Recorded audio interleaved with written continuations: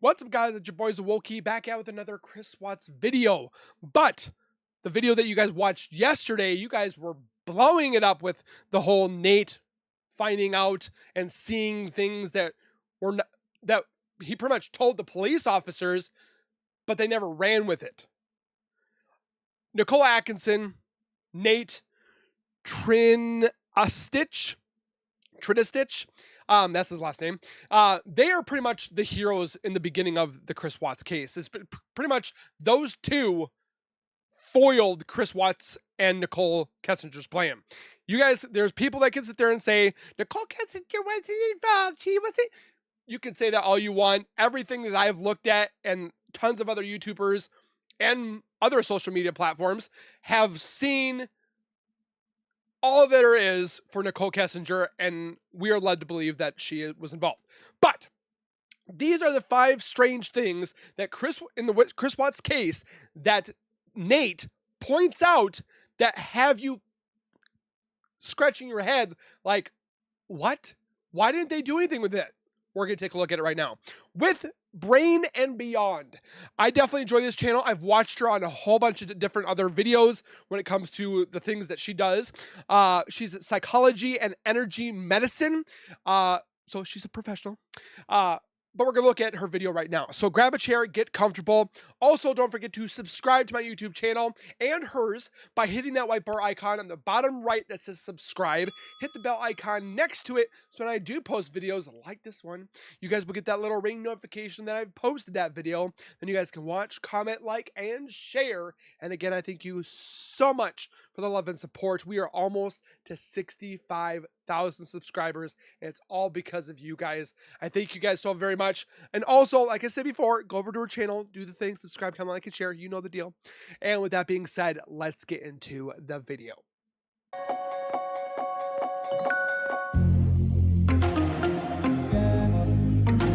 The accidental detective. Nicole Atkinson should be in there too.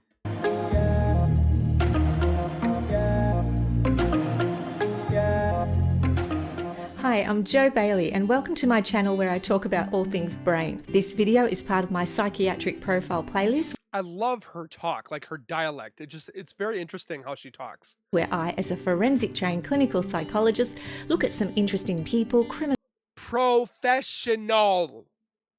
Remember all those haters that are like, Zawolki, you're not a professional. I know I'm not, but I'm finding those that are.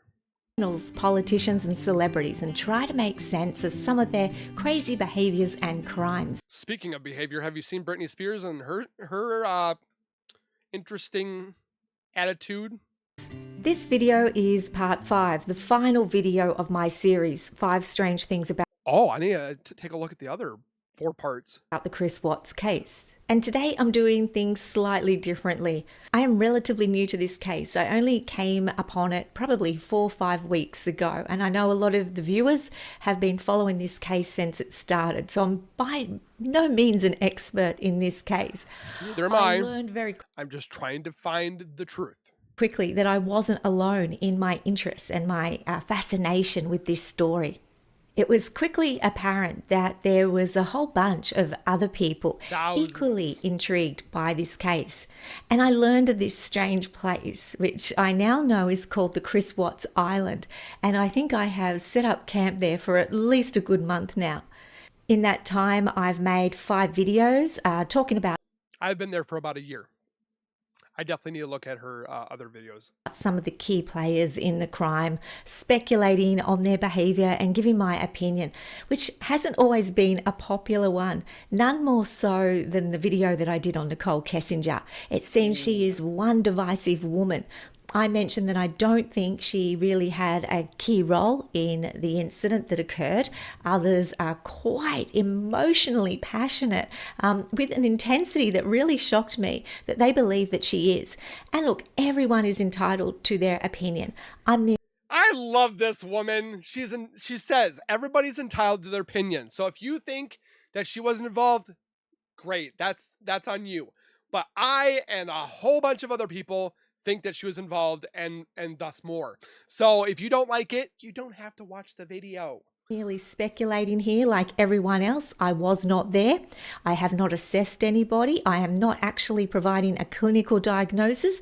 This is just my opinion, and my opinion is not fact. And certainly you are And that's when people sit there and be like, Zawoki's spreading lies, and I'm spreading my opinion. allowed to disagree with me. But I have had to remove some really rude, disrespectful comments. So I guess feel with you, being girl. new to YouTube, that's something I have to get used to as well. Anyway, today I'm making one more video and then I'm done. And I am leaving the Chris Watts Island for good. I've got some other stories and some cases that I have in the pipeline that I'm currently working on. If you're interested in what they might be, I'm going to be updating the community tab on the channel. So have a look out for those there. But I could not complete this series She did Gypsy Rose too? without a shout out to one of the more inconspicuous players, the unlikely and unsung hero of the story. And that is, of course, the neighbor next door. Now, I hope I pronounce his name correctly, Nathan TRINASTICH. I've read in a few places that it wasn't necessarily any great police work that got Chris Watts arrested so quickly. That man knew right off the bat.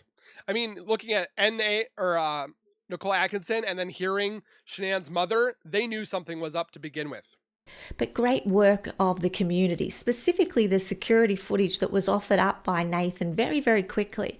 And I should also recognize Shanann's friend. But again, there are clips that Nathan gave that we never saw. Nicole Atkinson here. Speaking of the black SUV, the mysterious woman going in, which we found out yesterday in that video. I'll post the link in the description of that video that we talked about. Apparently that video exists, or those clips exist. Why can't we see them? As being instrumental in the quick arrest of Chris Watts also. She alerted police within hours really of the incident, and I think that gave the police a really great head start that perhaps Chris Watts was not. Like I've said how many times, what would have happened if Nicole Atkinson or Nathan did not give the video or she check up on her friend? What do you think would have happened? I don't think it would have went as well as it did by Chris getting caught, convicted within the short time that he was technically free. I think it would have been weeks, if not months, before they actually got Chris, instead of Nicole Atkinson and Nate doing their diligent detective work by accident. Expecting. Well, at least not so quickly anyway. And due to the involvement of both Nathan and Nicole, Chris Watts' plan came undone very quickly. And it's clear that these two people who stuck their necks out for Shanann became instrumental in getting justice for Shanann and the children. Whilst I really liked the work of the agents involved in this case, so Tammy Lee and Graham Coder, and I think they did a fantastic job, I do tend to agree that without the Tammy did a good job. I'm not going to say anything about DA work because, again, I'm not a professional DA. I'm just somebody, again, like he says, sitting behind his keyboard and that just plays detective and just wants attention. I don't care about the attention. I just want the justice. Because I'm sick of seeing, can I say deadbeats getting away with things? Likes of Nathan and Nicole, things would not have happened as efficiently and as swiftly as they did. But today I want to talk about Nathan. I found him very interesting. He was quite the clandestine detective next door. And Nathan, or Nate as I believe he is called, was Chris Watts' unassuming neighbour. He says they didn't have a real lot to do with each other. He said Chris was rather quiet and withdrawn, might say hello as neighbours do, but he wasn't very close to Chris at all. Nathan was just an ordinary guy, I guess like any one of us could live next door to, who inadvertently got caught up in a windstorm of events when he simply offered to show the responding officer his security footage on that August morning of 2000. The weird thing, though, I still find to this day is Betty says that she never heard them fight. It could be that she didn't hear them, but then Nate said that Chris would definitely be yelling.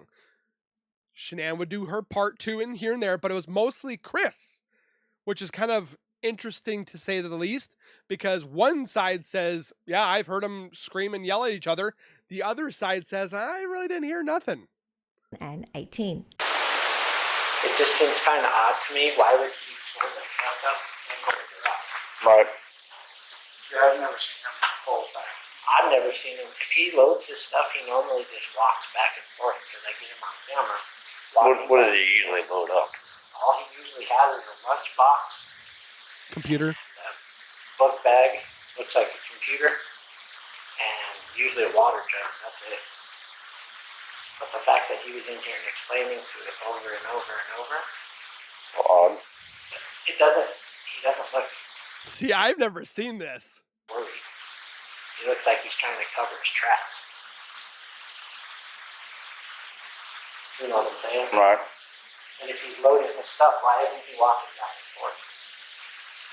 But I can't see what he's doing in the back of the truck because he's I'd really like to know what Nathan thinks about NK. I'd be definitely interested to see what he says. going into the garage. And he knows my camera's there. He knows about it. Don't you think it's, look at the, I know. I'm trying. Or do you think he kind of forgot? I mean, everybody, we're human. We forget things that are there. There's times that I forget that I have cameras. But maybe he forgot about it, and then that's why he did the thing in the front. Or that's why some of us believe that maybe it was a diversion of him doing the thing in the front, but somebody was taking things out the back. no, I'm just saying it's kind of odd that he pulls his truck back behind my camera. The cutoff, the truck's in the garage right now. The back He end is, never backs his truck into the driveway. it's like 2 to 3 feet in there. It was odd is why she was gone. He kept parking his truck and her car over here.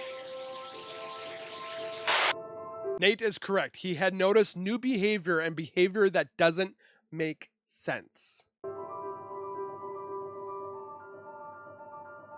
Nate gained the attention of the public because of his astute, perceptive, detective skills. And the guy knew from the outset that something wasn't right. And even though he had relatively very little to do with Chris, he just seemed to know that there was reason to be highly suspicious. And he based this solely on watching the video footage and his observation of Chris in his lounge room that day. Hey, that's so suspicious. This video was captured by the attending officer's body cam, and it's done the rounds on YouTube and social media. And some have assumed that Nate was the unassuming detective next door, and I tend to agree. Nate became a bit of a suburban hero for a while, even making a guest appearance on Dr. Oz in January 2019. Which we've already covered Nate that one. spoke to Dr. Oz about why he found Chris's behaviour so strange at the time. To see him putting his hands on his head and see him nervous, looking around, constantly on his phone. The other thing I thought that was definitely weird was he wasn't watching the footage at all.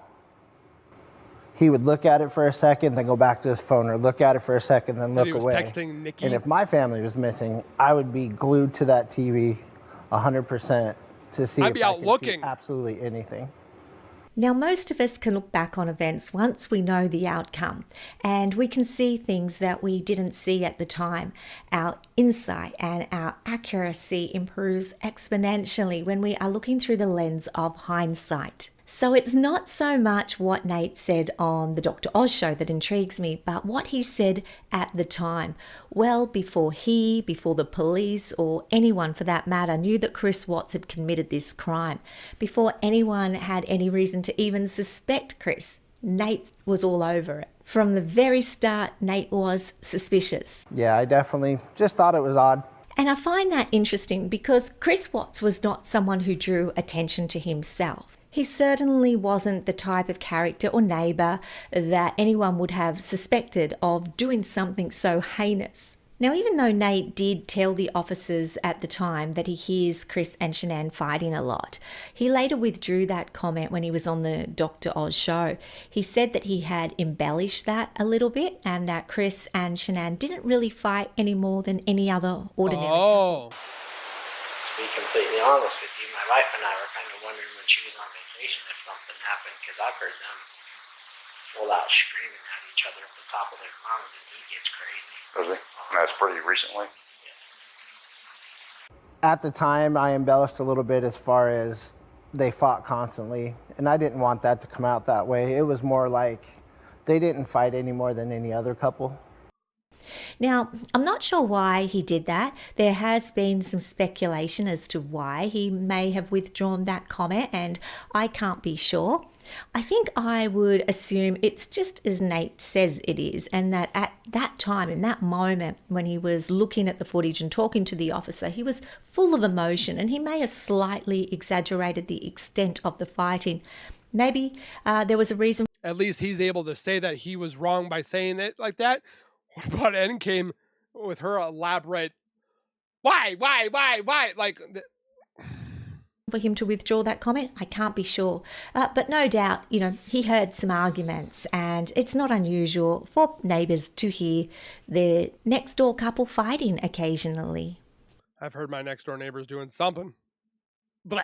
Now, I know this is an incredibly tragic story, and by no means do I want to make light of the terribly horrific events that occurred.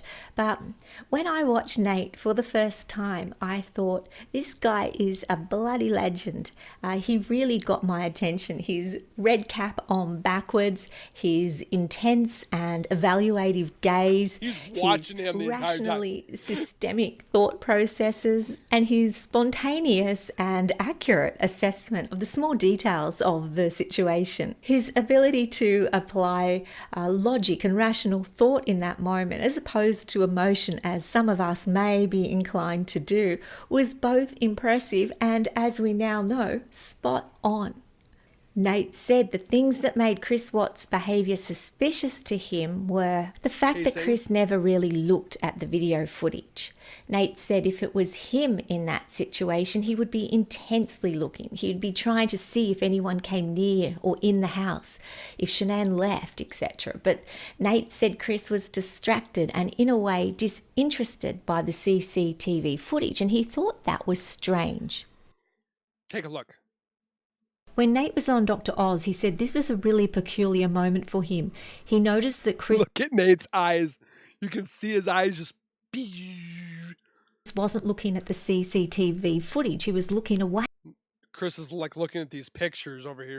And this didn't make sense to Nate. Why wasn't he concerned about what was happening? Why wasn't he looking for someone in the footage? But if any action would have happened, any cars or anything left your house, I would have been like right in that area. It should have picked, oh, it'll pick up anything coming down the street this way. you know where that trigger is? Oh, yeah. Watch, I'll show you. Imagine what Chris is thinking when he realizes Nate has it all on camera. So, unless they pulled right here, Yeah. but I would have caught her walking out. Both Nate and Chris know what this means. It means Chris is... But I still want to know why we weren't able to see Shanann come in. Because we should have been able to see her come in. Because Nicole Atkinson pretty much parked the exact same spot that Chris did.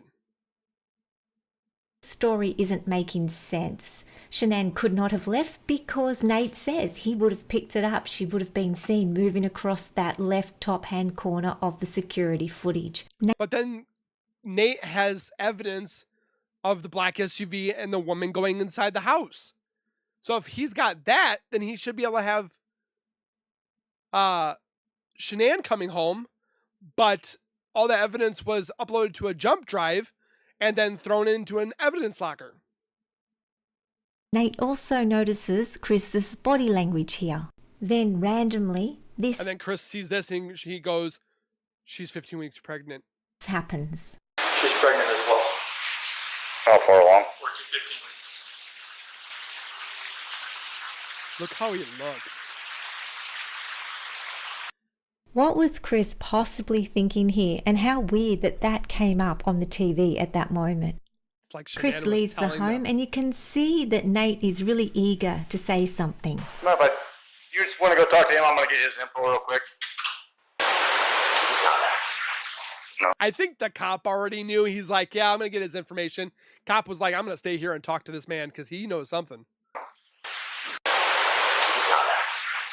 No.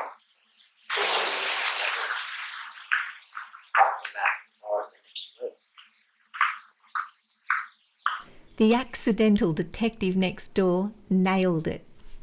Nate also said Chris's body language was off. He noticed that Chris was swaying back and forth, and he gives us a bit of an example of this, both at the time and later on the Dr. Oz show as well.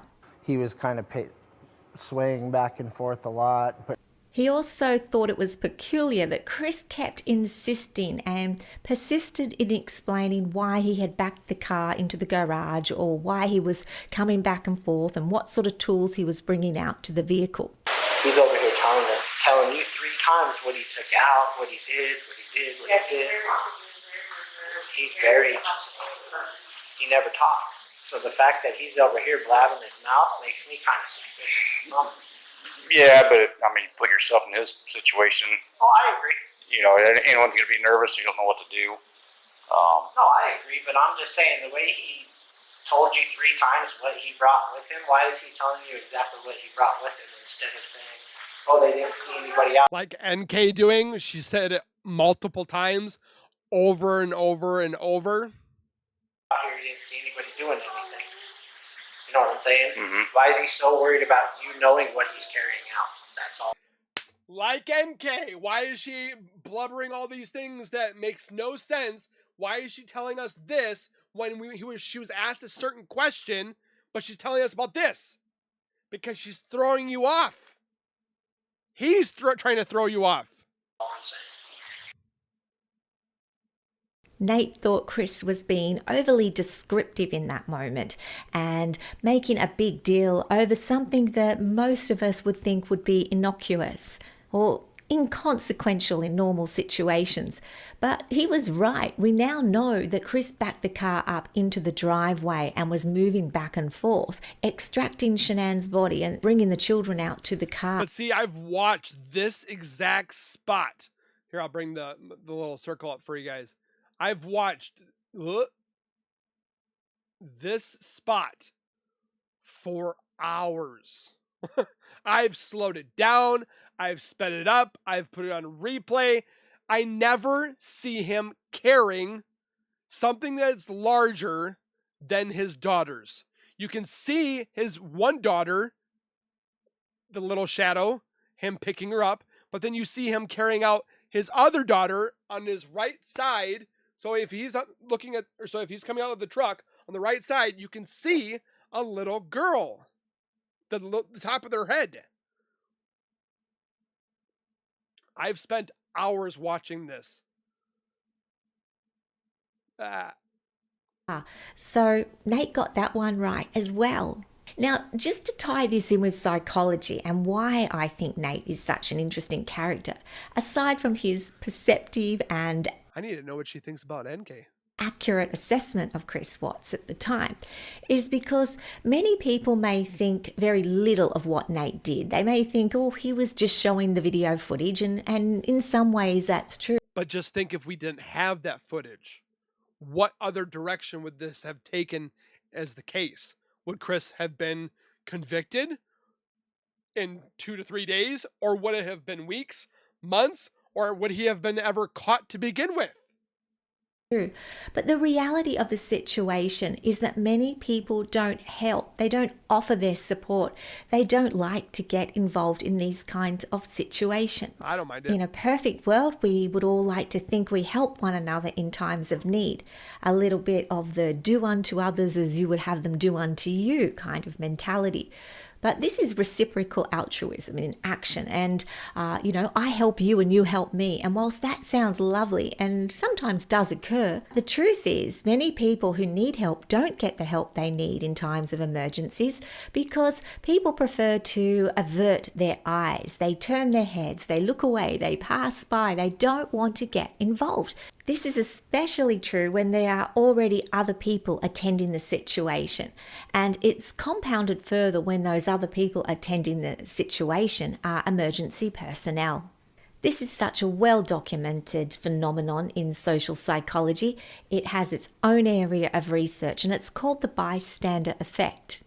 We may like to sticky beak and have a look and see what's going on. And in this digital age, the majority of people are pulling out their cell phones and taking videos of what's happening. But only a certain few will actually stand up and actively get involved, especially when the situation is distressful, uncertain, violent, or unexpected.